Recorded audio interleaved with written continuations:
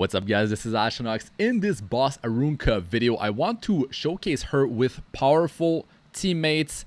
So there's some heroes that I've actually built for this video. I actually pulled a brand new 5-star that I'm very excited about. So I'm going to be showing this hero together with Boss Arunka, plus another big one that I've built on my first account. So I'm very excited about the outcome and the potential of having these heroes on my first account.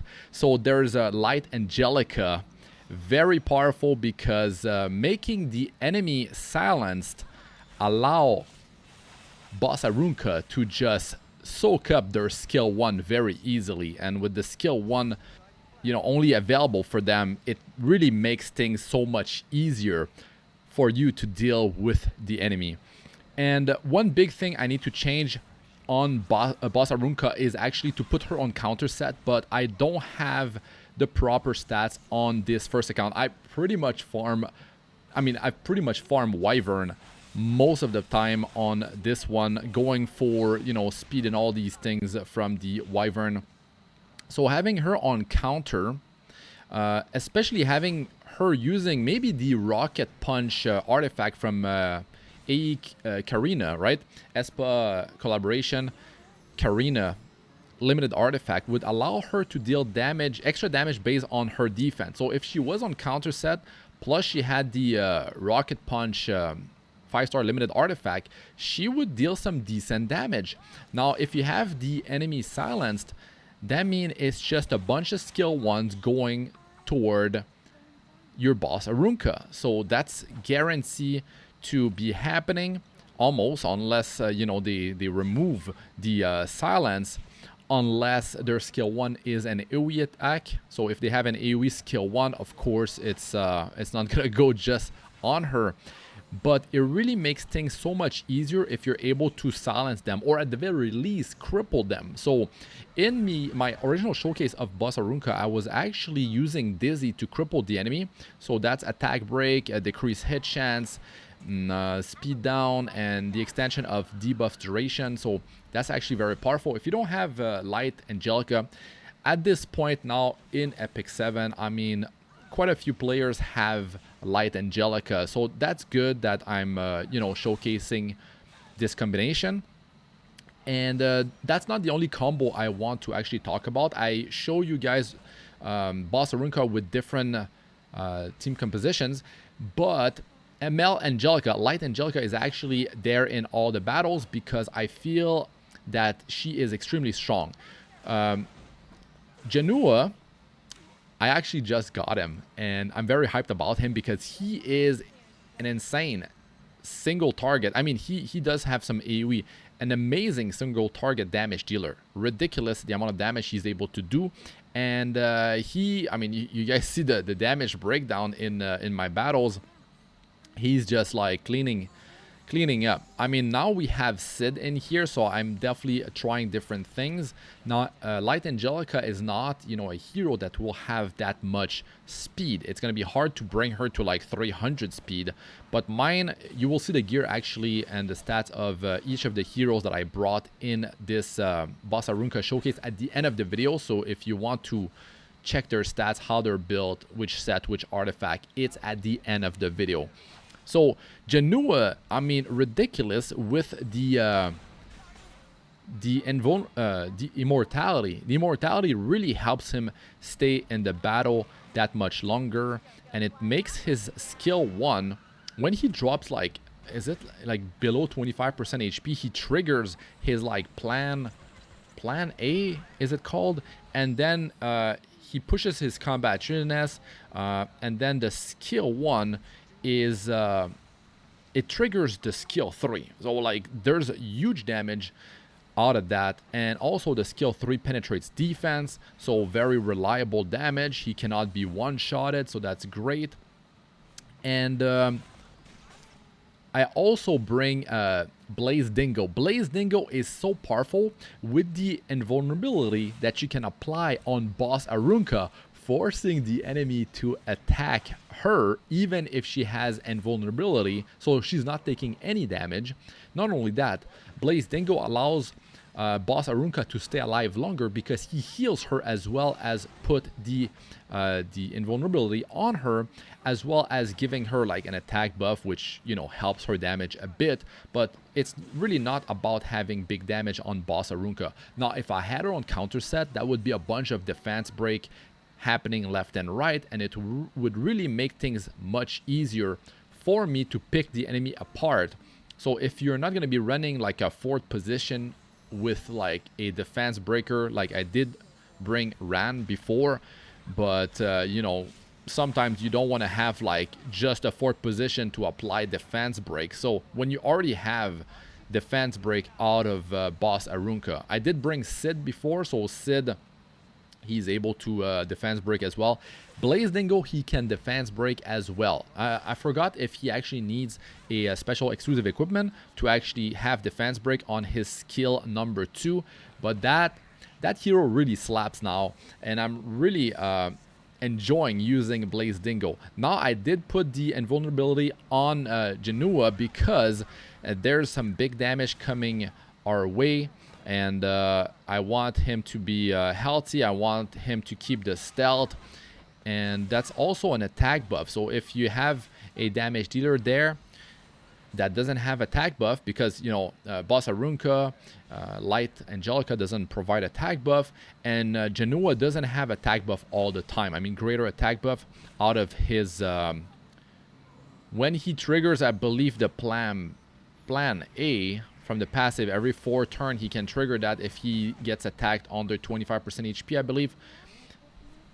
It's something like that, or it's something about when he uses the skill 1 and plan A is on him, the undispellable buff or something like that. I forgot exactly how he works. I will eventually showcase him when I you know, I use him more and I have more battles. You can see like the power of the team, and the really good thing here is that I'm not running a team full of like 5-star Moonlight heroes, right? So this is more accessible to a lot of players, and it just goes to show you how powerful it is when you disable the enemy. So what's really good about silence, and Light Angelica is not the only one that can silence. You can use like ML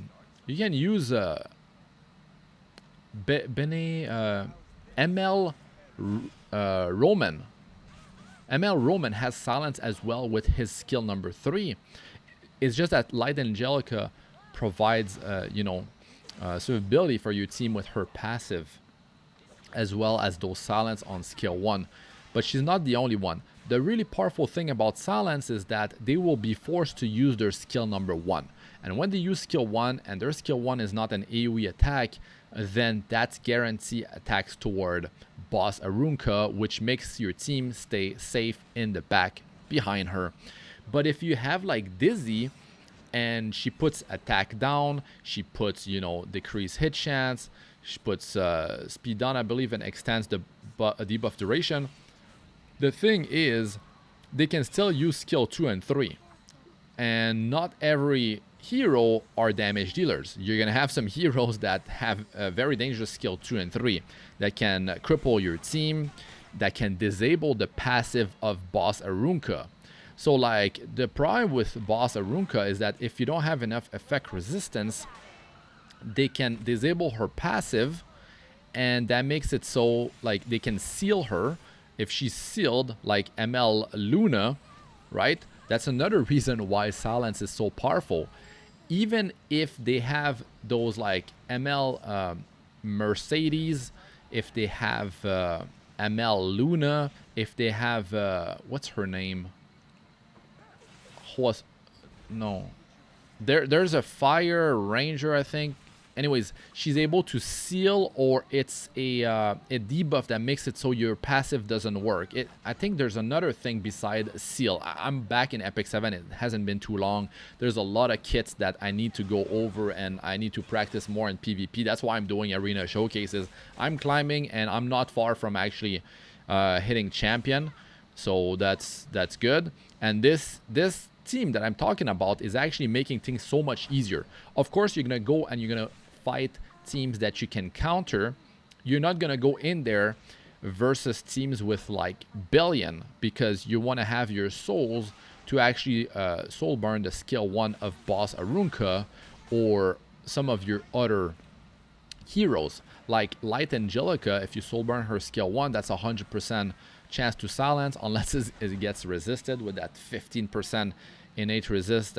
That is always problematic. But you know, having even the chance to silence on skill 1 is very powerful, really locking down you know, whoever you're attacking, and it makes it so Boss Arunka just constantly gets attacked. So imagine if I had Boss Arunka on a counter set, that's like a lot of defense breaks and a lot of opportunities, and I'd be less likely to bring Ran in my battles. But I was just trying things, you know, bringing different type of like heroes in there.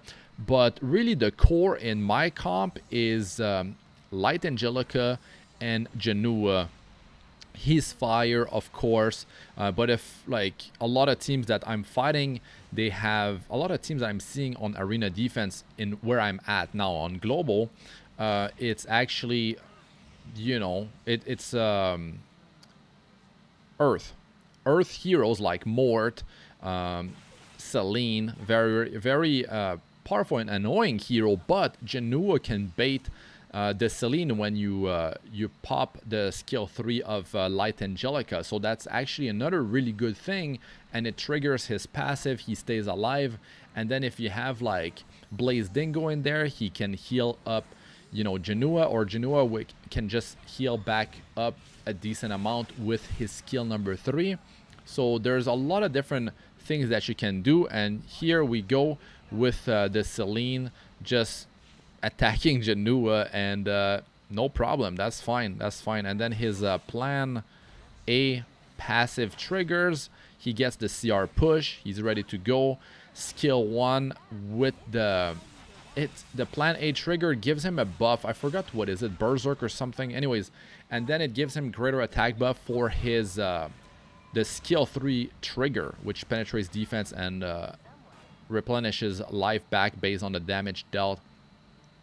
So yeah, I would really like to have actually defense buff on Boss Arunka from another, you know, hero on the team. Like a lot of combinations are possible. You can definitely have like a ice, you can have Crow in there, like a high speed Crow with let's say, you know, he uses his skill 2, puts defense buff on the team, and I believe he has like an innate Aureus when his skill 3 the horse is available, something like that. So like his life will go down because he's gonna be soaking damage because of his passive on skill 3, or if that's not how it works, anyways, it's like the Aureus, right? So he's taking part of the damage that Boss Arunka's taken toward him, and if you have enough effect resistance, or you're at least cleansing Boss Arunka if they're trying to seal her and stop her passive, then you're gonna be able to have a very powerful front line that's already defense buff, and she doesn't even need to have her skill 3 used to get defense buff. Maybe your Crow is extremely fast and you're able to really skyrocket her survivability. So yeah, there's a lot of room for improvement. I'm really happy with you know, these team compositions. So let us know what you guys think about all that in the comment section. I'm Astranox. Good luck with all ya do. Peace out for now.